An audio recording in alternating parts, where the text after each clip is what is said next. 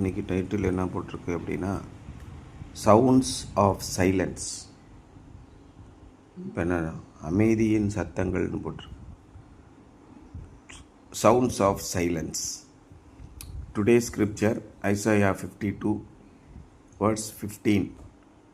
So will he sprinkle many nations, and kings will shut their mouths because of him.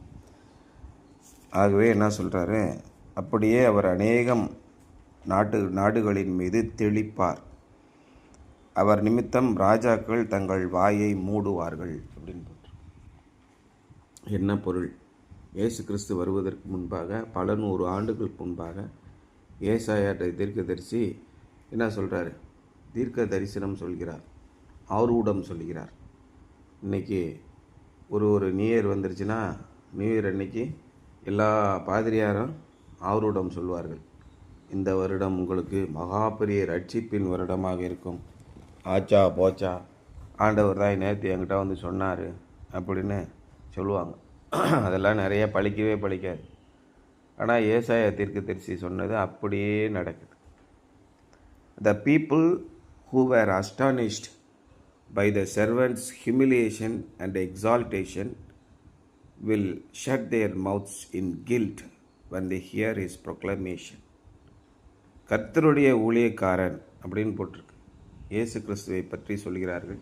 அந்த தீர்க்க தரிசன வசனத்தில் கர்த்தருடைய ஊழியக்காரரின் தாழ்மையை, மடங்கடிக்கப்படுதலை பார்த்து திகைத்து நின்றவர்கள் அவர் உயர்த்தப்படும் போது, அவர் மிகப்பெரிய ஒரு ராஜாவாக வரும்போது அவருடைய வாயை மூடிக்கொள்ளும். இன்றைக்கு அடிக்கப்படும் ஆட்டை போல் இருக்கிற ஆட்டுக்குட்டியானவர் அன்றைக்கு சிம்மாசனத்தின் மேலே ராஜாவாக இருக்கிறார் அப்படின்னு சொல்கிறார். எல்லாரும் அவரை காரி துப்பி அடித்து என்னென்ன அக்கிரமம் பண்ணுமோ அவ்வளோத்தையும் பண்ணி கொலை பண்ணாங்க இல்லையா? தம்முடைய சொந்த ஜனங்களாலே அவர் கொலை செய்யப்பட்டார். இன்றைக்கி இயேசு கிறிஸ்துவை கேவலப்படுத்துறது யார்? கிறிஸ்தவர்கள் தான் கேவலப்படுத்துவோம். மற்ற எல்லா மதத்தினரும் இயேசு கிறிஸ்துவை தெய்வமாக ஏற்றுக்கொண்டு பயபக்தியோடு இருக்கான்.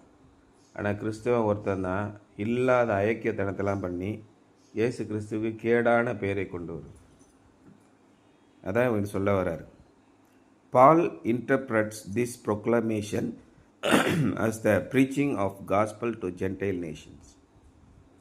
இந்த பிரகடனத்தை அவர் என்ன சொல்கிறார்னா,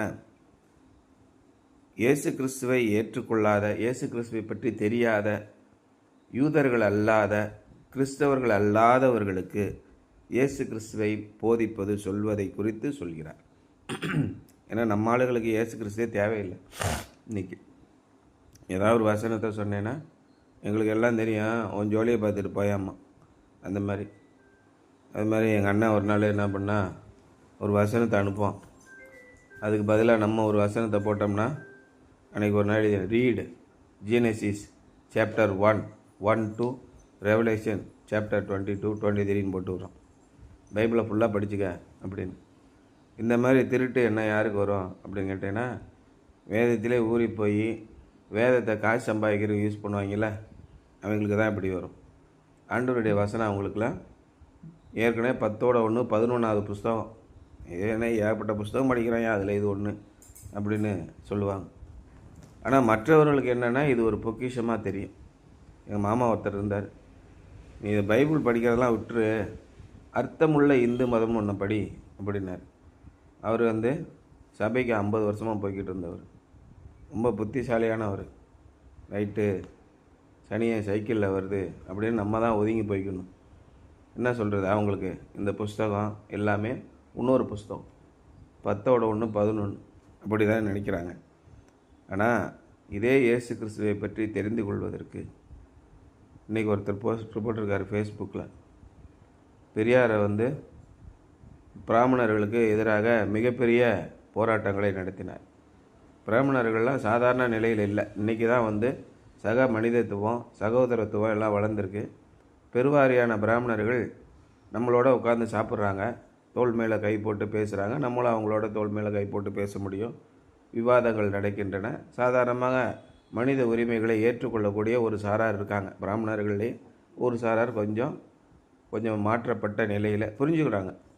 சமுதாய கட்டுப்பாடுலாம் அதெல்லாம் வேஸ்ட்டுங்க, எல்லா மனிதர்கள் தான் அப்படின்னு அக்கறைக்கு வராங்க. முன்ன காலத்தில் எப்படி இருந்தது, பெரியார் காலத்தில் ஒரு 20, 50, 60 ஆண்டுகளுக்கு முன்னாடி எப்படி இருக்குன்னா, நீங்களாம் அவ்வளோ ஈஸியாக பிராமண கல்லூரிகளாக படிக்க முடியாது.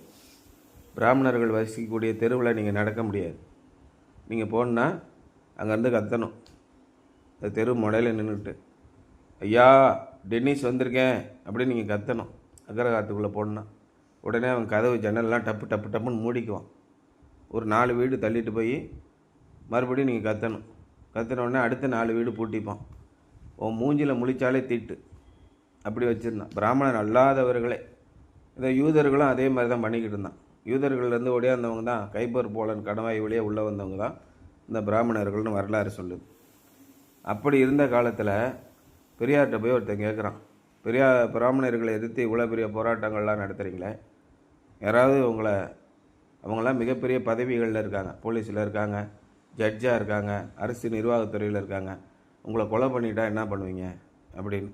அதுக்கு பெரியார் சொன்னார், என்னையே கொலை பண்ணிட்டான்னா என் ஆளுங்கள்லாம் அடுத்த நொடி அவனுங்கள்லாம் கருவர் விட மாட்டானோ, அது நல்லாவே அவங்களுக்கு தெரியும், அதனால் என் மேலே கை வைக்க மாட்டான் அப்படின்னு பழிக்கு பழி வாங்கி உன்னை அழிச்சு விடுவாங்க, அதனால தான் எச்சரிக்கையாக இருக்குன்னு பெரியார் சொல்கிறார். இதை கொண்டு போய் தமிழ் கிறிஸ்டியன் ஒரு குரூப்பில் போடுறான். அப்போ இயேசு என்ன சொன்னார், உங்களை அழிக்கிறவங்கள ஆளுங்களை வச்சு அழிச்சிருங்க அப்படின்னு சொன்னாரா? அப்போ தமிழ் கிறிஸ்டியன் குரூப்பில் இதுக்கு என்ன வேலை இருக்குது? பெரியாருடைய போராட்டங்கள் சமூக சீர்திருத்தங்கள், வன்முறைகள் நிறைந்தது. அவர் மிகப்பெரிய சீர்திருத்தங்களை கொண்டு வரணும்னா அடி உதவாமல் அண்ணன் தம்பி உதவ மாட்டான்ற கோட்பாடுகளை உடையவர். அவர் பல காரியங்களை சாதித்தார். இயேசு கிறிஸ்து அதை சொல்லவே இல்லை. அப்படி இல்லைன்னா எதுக்கு மிஷினரிகளாக ரத்த சாட்சியாக மறித்தார்கள்? ஒருத்தர் குழம்புறன வரானா, நம்ம ஒன்றும் குண்டர்களை கிறிஸ்தவ குண்டர்கள் அப்படின்னு ஒரு குரூப்பை உருவாக்கணும். இந்த ஒருத்தன் கிறிஸ்தவ ஐக்கிய சபை அப்படின்னு ஒன்று உருவாக்கணும். கிறிஸ்திய ஜனநாயக கட்சி, அரசியல் கட்சி உருவாக்கணும். நம்மளும் ஏற்று போராட்டாதான் நம்ம ஜெயிக்க முடியும், இல்லைன்னா ஜெயிக்க முடியாது அப்படின்னு. அப்போ இயேசு கிறிஸ்துவின் வல்லமை, பரிசுத்த ஆவியானவரின் அபிஷேகம், கர்த்தருடைய கரம் இன்றைக்கி இப்போ சொல்கிறார்ல, அதெல்லாம் எங்கேயான்னு கேட்டால், அது பைபிளில் சும்மா எழுதியிருக்கியா, அதை போயிட்டு பைத்தியம் மாதிரி நம்பிக்கிட்டு இருக்காத. கர்த்தருடைய கரம் வந்து உன்னை காப்பாற்றுமா, அப்படியே வானத்துலேருந்து கரம் வந்து தூக்குமா, நம்ம தான் நம்மளை காப்பாற்றணும்.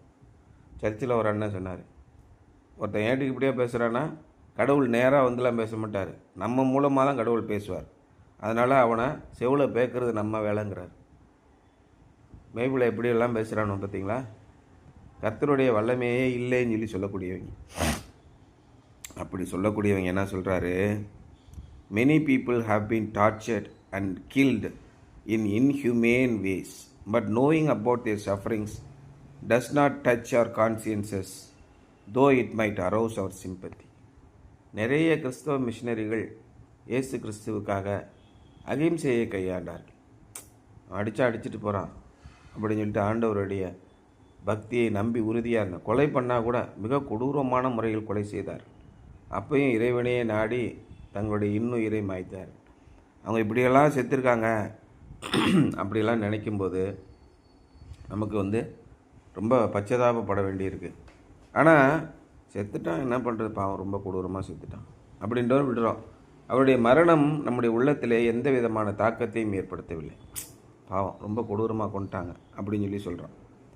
ஆனால் so that every mouth may be silenced and the whole world held accountable to God. நம்ம கடவுளுடைய மரணத்தை நாம் நினைத்து பார்க்கும்போது, கடவுளுடைய பிள்ளைகளுடைய மரணத்தை நாம் நினைத்து பார்க்கும்போது ரெண்டையும் ஒப்பிட்டு பார்க்குறேன். இயேசு கிறிஸ்துவின் மரணத்திற்கு யார் பொறுப்பு? இந்த முழு உலகமும் பொறுப்பு. இயேசு கிறிஸ்துவின் மரணத்தினால் நமக்கு என்ன கிடைத்தது? ஒரு மிஷினரியின் மரணத்தினால் நமக்கு என்ன கிடைத்தது? அவர் இரத்த சாட்சியாக இயேசு கிறிஸ்துவை ஏற்றுக்கொண்டதற்காக இயேசு கிறிஸ்துவுக்கு ஒரு சாட்சியாக மரணம் அடைகிறார். ஆனால் நம்முடைய இயேசு கிறிஸ்துவின் மரணம், our lord sufferings and death were different. இயேசு கிறிஸ்துவின் மரணமும் அவருடைய பாடுகளும் வித்தியாசமானவை. Because they involved everybody in the world. உலகத்தில் உள்ள ஒவ்வொருத்தரும் அதிலே ஈடுபட்டிருக்கிறார். இயேசு கிறிஸ்துவின் மரணத்தினால் இந்த உலகத்தில் உள்ள ஒவ்வொருவருக்கும் பங்குண்டு. The gospel message is not Christ died. நற்செய்தி என்பது இயேசு கிறிஸ்து மரித்தார் என்பது நற்செய்தி அல்ல. இந்த இயேசு கிறிஸ்து மரித்தார் என்பதல்ல. The gospel message is that Christ died for our sins. பாவிகளை ரட்சிக்கவே இயேசு கிறிஸ்து வந்தார் என்பதுதான் நற்செய்தி. The gospel message is that Christ died for our sins. நம்முடைய பாவங்களுக்காகத்தான் இயேசு கிறிஸ்து மரித்தார். இதை ஏற்றுக்கொள்கிறவர்கள் எல்லாருக்கும் இயேசு கிறிஸ்துவின் வல்லமை தெரியும். இல்லைன்னா டெய்லி காலையில் நீ கண்டினியூ அப்படின்ட்டு ஒரு 10 வசனத்தை படிச்சுட்டு நம்ம பாட்டு போயிட்டுருக்க வேண்டியதான். எப்பொழுது அவருடைய வல்லமையை உங்களுடைய வாழ்க்கையிலே நீங்கள் அனுபவிக்கிறீர்களோ, பரீட்சையானது பொறுமையையும், பொறுமையானது அனுபவத்தையும் உங்களுக்கு கொடுக்கும். ஒரு சோதனை நமக்கு வரும்போது இதிலே நம்மளால் ஜெயிக்க முடியுமா, இயேசு கிறிஸ்துவின் வல்லமையினாலே ஜெயிக்க முடியுமா என்பதை நீங்கள் பார்க்கணும். இது நல்லா பேசுகிறதுக்கு நல்லா இனிமையாக இருக்கியா, இயேசு கிறிஸ்துவின் வல்லமையை காட்டு பார்ப்போம் அப்படின்னு நிறைய பேர் எதிர்பார்க்குறாங்க. நிறைய பேர் என்ன பண்ணுறான், இடுப்பில் வச்சு கையை வச்சு கிட்னியை குணமாக்கிடுறான், தலையில் கையை வச்சு மூளையை குணமாக்கிடுறான். ஆனால் பைபிளில் போட்டிருக்க ஒரு இடத்துல ரொம்ப தெளிவாக, அது முதல் அவர் வெளிப்படையாக எந்த அற்புதத்தையும் செய்யவில்லை. ஏன்னா அற்புதத்தை செஞ்ச உடனே அற்புதத்தை தேடி தான் உடையாடுறாங்களே ஒழிய இறைவனின் வல்லமையும் அவருடைய மாண்பையும் அவருடைய மாட்சியும் தெரிந்து கொள்ளவில்லை. நீங்கள் குற்ற செயல்களை செய்யாமல், அசுத்தமான காரியங்களை செய்யாமல், இறைவனுக்கு பயந்து நேர்மையான காரியங்களை செய்வது தான் இறைவனுடைய நோக்கம். மற்றபடி உங்களுக்கெல்லாம் அற்புதங்களையும் அடையாளங்களையும் காட்டி பூச்சி காட்டி வேலை பார்க்குறதெல்லாம் நமக்கு வேலை இல்லை. இன்றைக்கி எல்லா பாதிரியார்களும் எப்படி ஆரம்பிச்சிட்டான், ஒரு அற்புதத்தை செஞ்சால் தான் அவர் பாதிரியார்னே ஒத்துக்குவான். அற்புதத்தை செய்யாமல் இயேசு கிறிஸ்துவை பற்றி சொல்லிக்கிட்டே இருந்தேன்னு வச்சுக்க, ஐயோ ஏற்கனவே ஏகப்பட்ட செய்தி இருக்கியா, நீ புதுசாக இன்னொரு செய்தி தலைவலிக்கிறியா போயா அப்படின்றோம். இதே 2 பேரை எழுச்சி நிப்பாட்டை வச்சு வித்த காட்டினான்னு வச்சுக்க, அவனை எல்லாருக்கும் பிடிக்கும், பாசிட்டிவாவோ நெகட்டிவாவோ. இந்த இன்றைக்கி டிவிலெலாம் போட்டு காட்டுறான்ல நெகட்டிவ் சென்ஸில், மத்தியா இப்படிலாம் காட்டுறான். இந்த பக்கம் என்ன பண்ணுறான், அவனையும் நம்பி பாதி பேர் தாலி அறுத்து கொண்டு போட்டுக்கிட்டு இருக்கான். ஜான் ஜெபராஜை நம்பி கையில் கழுத்தில் இருந்து கழட்டி போட்டவே ஏகப்பட்ட பேர். அந்த சொத்துக்காகவே அவன் பொண்டாட்டிக்கு அவனுக்கு சண்டை. அவனுங்க 2 பேரும் இவ்வளோ சொத்தை எப்படி பிரிக்கிறது, கொள்ளையாடின பொருளை தங்களுக்குள் பங்கிடுவது எப்படின்ற சண்டையிலேயே ஒருத்தனை காட்டி கொடுத்து போயிட்டானோ உள்ள. எப்படி இப்போ யாருக்கு கெட்ட பேர், ஜான் ஜெபராஜுக்கு கெட்ட பேர், இயேசு கிறிஸ்துவனுடைய பேருக்கு கெட்ட பேர் கொண்டு வந்தார். அப்போ என்ன ஆகும், மோசம் போகாதிருங்கள். தேவன் தம்மை பரியாசம் பண்ண விட்டார். மனுஷன் எதை விதைக்கிறானோ அதை கண்டிப்பாக அறுப்பான். பவுல் சொல்கிறார். நீங்கள் நினச்சிட்ருக்கீங்க நம்மெல்லாம் இயேசு கிறிஸ்துவை ஏமாற்றி சம்பாதிச்சிட்டோன்னு. கிருபையின் காலம் இருக்கிறதுனால தெய்வம் நின்று கொள்ளும் நாட்கள் இருக்கிறது. இப்போ நீங்கள் ஹெல்மெட்டு போடாமல் போகிறீங்க, 10 நாள் ஹெல்மெட் போகாமல் போவான், 11ஆவது நாள் போலீஸ் பிடிச்சிடும். எவ்வளோ நாளாக போடாமல் போகிறேன், பெனால்ட்டி கட்டு போட்டுருவாங்களா? ஹெல்மெட்டு போகாமல் போன உடனே அடுத்த செகண்ட் போலீஸ் நறுக்குன்னு குறுக்க நிப்பாட்டு அப்படின்னா எல்லாம் ஒழுங்காக ஹெல்மெட் போவான். ஆனால் சரி போ, ஏதோ ஒரு அவசரத்தில் வரேன்னு கொஞ்சம் கிரேஸ் பீரியட் கொடுக்குறாங்க, உடனே ஐயாவுக்கு துளிர் விட்டுரும். இதே மாதிரி தான் நம்முடைய ஆண்டவருடைய வாழ்க்கையிலும் நம்முடைய சொந்த வாழ்க்கையிலும் மீறுதல்கள், இறைவனுடைய கட்டளைகளை மீறி நடக்கிறோம். இறைவனை தேடுவதை 2ஆம் பட்சமாக நம்ம நினைக்கிறோம். கடவுளை அப்புறமா கும்பிட்டுக்கோம், ஒன்றும் அது இல்லை பார்த்துக்குவோம் அப்படின்னு சொல்லி பண்ணும்போது உடனே அடி விழுகாது. கொஞ்சம் கொஞ்சமாக விலகி கடைசியில் என்ன பண்ணுவாங்க, ஒன்றும் இல்லாமல் போயிடுவீங்க. அதான் சொல்கிறாருங்க, Christ died for our sins. You and I are guilty of Christ death as Annas, Caiaphas, Herod, Antipas and Pilate. அண்ணா, காய்பா, ஏரோது, பிலாத்து இவர்கள் தான் கொண்டார்களா இயேசு கிறிஸ்துவை? இயேசு கிறிஸ்துவின் மரணத்திலே நம்ம எல்லாருக்கும் பங்குண்டு. நாமும் தான் காரணம். நம்முடைய முன்னோர்கள் நாம் செய்த பாவத்தின் காரணமாகத்தான் பாவங்களை போக்குவதற்கு ஒரு பிரஜாபதி தேவையாக இருந்தது. Now we see why people are astonished when they understand their message of gospel. இந்த நற்செய்தி குறித்த செய்தியை மக்கள் புரிந்து கொள்ளும்போது மிகவும் ஆச்சரியப்படுகிறார்கள் மக்கள். This man whom they condemned has declared that they are condemned unless they turn from sin and trust. ஆகாதவன் என்று ஒருத்தனை தள்ளி கொண்டே கொலை செய்கிறாங்க. ஆனால் அவர் என்ன சொல்கிறாரு? நீங்கள் உங்கள் பாவத்திலிருந்து திரும்பவில்லை என்றால் சாவியர்கள் என்றார். என்னடா நம்ம இவனை ஆகாதுன்னு சொன்னால் அவன் என்ன சொல்கிறான்? நீங்கள் பாவத்திலிருந்து விடுதலை பெற்று வரவில்லை என்றால் நீங்கள் ஆகாதவனாக போயிடுவீங்க அப்படிங்கிறார். அதை நினைத்து ரொம்ப ஆச்சரியப்படுறாங்க. We cannot rejoice in good news of salvation until first we face the bad news of condemnation. இயேசு கிறிஸ்து குறித்த மோசமான அந்த அவர் என்ன பண்ணிட்டாங்க? பாவி என்று ஒன்றத்துக்கும் ஆகாதவன் என்று, கொலைகாரன் என்று, திருடன் என்று தீர்த்து விட்டார்.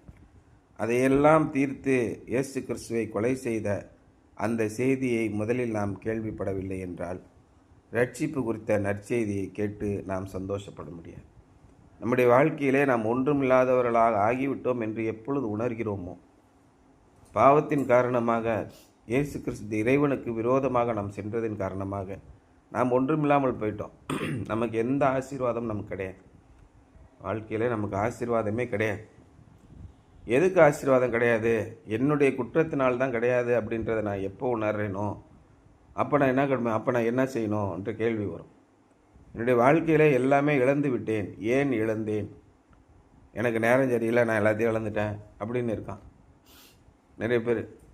எப்போ நீங்கள் சுய ஆராய்ச்சி பண்ணுறீங்களோ, செல்ஃப் ரெட்ராஸ்பெக்ஷன் எப்போ பண்ணுறீங்களோ அப்போ தான் உங்களுக்கு தெரியும், ஏன் நான் என்னுடைய வாழ்க்கையிலே தோல்வி அடைகிறேன், ஏன் எனக்கு எதிரிகள் வருகிறார்கள், இந்த எதிரிகளை எப்படி நான் சமாளிப்பது. என்னங்க பாகிஸ்தான்லேருந்தான் உங்களுக்கு எதிரி வந்து நிற்கிறான், நம்ம வாழ்க்கையில் எதிரிங்கிறீங்க, அதுங்கிறீங்க, இதுங்கிறீங்க. நீங்கள் எப்போ சிந்திக்கிற மனிதராக ஆகிறீர்களோ அப்பொழுது தான் என்ன நடக்குதுன்னு உங்களுக்கு தெரியும். அதான் இவர் என்ன சொன்னார்? ஹியூமன் திங்கிங் மேன் திங்கிங் சொன்னார். சிந்திக்கும் மனிதன், மனித சிந்தனை ரெண்டு சொல்கிறார். அப்போ நீங்கள் சிந்தித்து பாருங்கள். மனித சிந்தனை உள்ளவர்களாக சிந்தித்து பார்த்தா இந்த சமுதாயம் ஏன் சீரழிகிறது, நாம் ஏன் சீரழிந்தோம் என்பது தெரியும். இந்த சீரழிவிலிருந்து எப்படி விடுதலை பெறுவது அப்படின்னு. Jesus did not suffer and die because he was guilty but because we were guilty. This fact shuts people's mouth. இயேசு கிறிஸ்து செத்ததில் ஒரு பாவமும் அறியாத அவரை சிலுவையிலே அறைந்தார்கள். தன்னுடைய குற்றங்களுக்காக அவர் மரணம் அடையவில்லை, நம்முடைய குற்றங்களை போக்குவதற்காக மரணம் அடைந்தார். இன்றைக்கும் எல்லா மதத்தினரும் எல்லா சட்டங்களும் என்ன சொல்லுது? குற்றம் செய்து விட்டீர்கள், என்ன சார் செய்கிறது?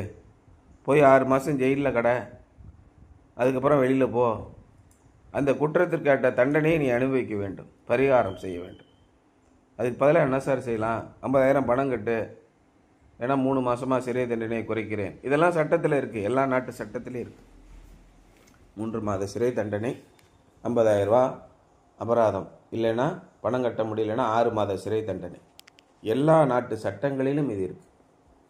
இந்த பரிகாரத்தை, நாம் செய்த குற்றங்களுக்கான பரிகாரத்தை ஒருத்தர் வரார், சார் அவருக்காக நான் ஜெயிலுக்கு போய்க்கிறேன் சார், அவரை வெளியில் விடுங்க, 50,000 பணம் நான் கட்டிடுறேன், இப்படி சொன்னால் எப்படி இருக்கும்? இந்த வேலையைத்தான் இயேசு செய்தார். இதை நீங்கள் உணராத வரைக்கும் இயேசு கிறிஸ்து ஆமாம் இயேசு நல்லவர் தான், கரெக்டு தான், நீங்கள் சொல்கிறது கரெக்டு தான், ஆமாம் இயேசு பண்ணார், அந்த காலத்தில் பண்ணிக்கிட்டு இருந்தார், வாங்க நம்ம வேலையை பார்த்துட்டு போவோம் அப்படின்னு இருப்பீங்க. Something to Pander. How to you feel when you dwell on the fact that Christ died for your sins? இயேசு கிறிஸ்து உங்களுடைய பாவத்திற்காகத்தான், உங்களுடைய குற்ற செயல்களுத்தான், மீறுதல்களுக்காகத்தான் இறந்து போனார் என்ற யதார்த்தத்தை நீங்கள் சிந்தித்தீர்கள் என்றால், அப்படி சிந்திக்கும் போது உங்களுக்கு என்ன விதமான உணர்வு ஏற்படுகிறது? நமக்கு விடுதலை உண்டு, நமக்கு ரட்சிப்பு உண்டு, நமக்கு ஆசீர்வாதம் உண்டு. இறைவனுடைய ஆசீர்வாதம் உங்களுக்கு கிடைத்து விட்டால் அதுக்கப்புறம் உங்களுடைய வாழ்க்கையில் எந்த விதமான பாதிப்பும் இல்லை. நீங்கள் தொடர்ந்து இறைவனை பற்றி கொண்டே இருக்க வேண்டும். இறைவனுடைய ஆசீர்வாதத்தை பெற்றுக்கொண்ட பிறகு இறைவனிடத்திலிருந்து நீங்கள் எதிராக மாறினால் இறைவன் உங்களுக்கு கொடுத்த ஆசீர்வாதத்தை திரும்ப பெற்றுக்கொள்ள முடியாது.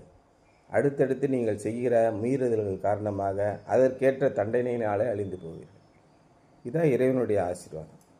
இப்போ நாம் ஏற்கனவே செய்த தண்டனையின் பலன் அதை நாம் இறைவனிடத்தில் அறிக்கையிட்டு இயேசு கிறிஸ்துவின் இரத்தத்தினாலே மீட்கப்பட்டு மிகப்பெரிய ஆசீர்வாதத்தை நாம் பெற்றுக்கொண்டோம். இந்த ஆசீர்வாதத்திலே நாம் நிலைத்திருக்க வேண்டுமென்றால் தொடர்ந்து அவரை பற்றி கொள்ள வேண்டும். மறுபடியும் நாம் அவருடைய ஆசீர்வாதத்தை பின்வாங்கி போனால் என்ன ஆகும்? திரும்ப அவனை திருத்தவே முடியாது, நிரந்தரமான அழிவுக்கு போய்விடுவான். அதான் பவுல் சொல்கிறார். இந்த மாதிரி இயேசு கிறிஸ்துவின் மரணம் உங்களுக்கு எதற்காக உதவி செய்திருக்கிறது என்பதை சிந்தித்து பாருங்கள். அவருடைய ரத்தம் நமக்கு எப்பேற்பட்ட புண்ணியங்களை கொடுத்திருக்கிறது, யோசனை பண்ணி பாருங்கள். இதான் இன்றைய சிந்தனை. உலகத்தில் நம்மை எதிர்த்து பேசுகிறவர்கள் அத்தனை பேர்களும் அமைதியாக போய்விடுவார்கள்.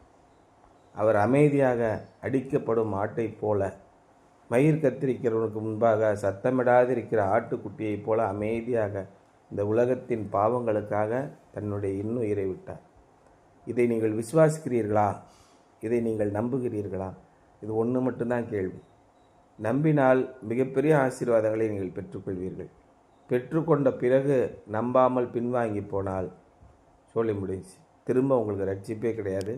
எந்த விதமான ரட்சிப்புக்குள்ளேயும் நீங்கள் வரமாட்டீங்க. அப்படிங்கிறது தான் என்னுடைய சிந்தனை. சரியா?